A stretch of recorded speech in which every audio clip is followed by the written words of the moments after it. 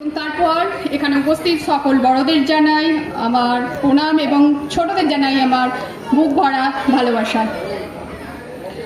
আমি এখানে আমার নিজের লেখা কবিতা পাঠ করে শোনাবো। তাহলে শুরু করছি। আজ আমাদের মা কালীকে নিয়ে লেখা আমার নিজের লেখা কবিতা শক্তিরূপী মা।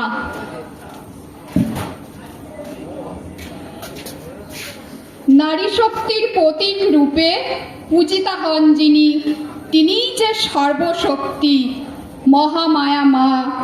আমরা তাকে কালী নামেই চিনি। তিনিই হলেন চতুর্ভুজা, চিনি কালী রূপিণী।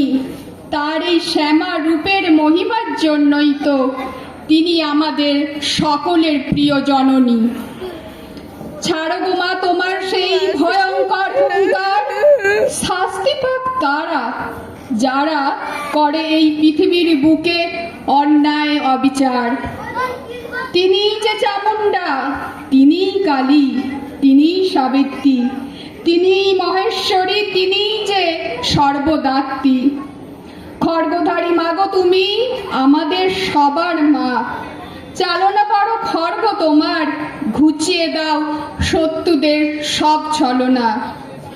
মানব রূপে মুখোশধারীদের বাড়ছে যত দম্ভ, একমাত্র তুমিই পারো থামাতে তাদের যত কুকর্ম। শক্তিরূপিণী মা গো তুমি, তুমিই মমতাময়ী।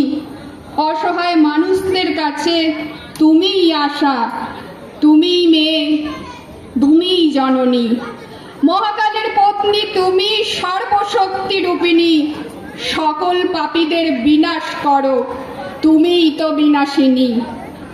উড়িয়ে ফানুস জেলে মশাল তোমায় করি আগমন।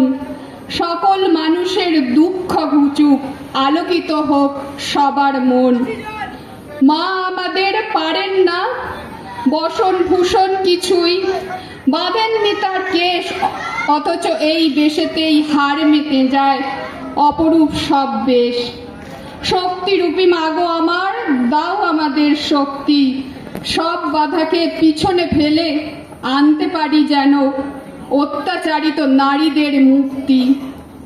তুমিই তো মা শিখিয়েছ বর্ণ নয়, ক্ষমতা নয়, কর্মই হলো আগে।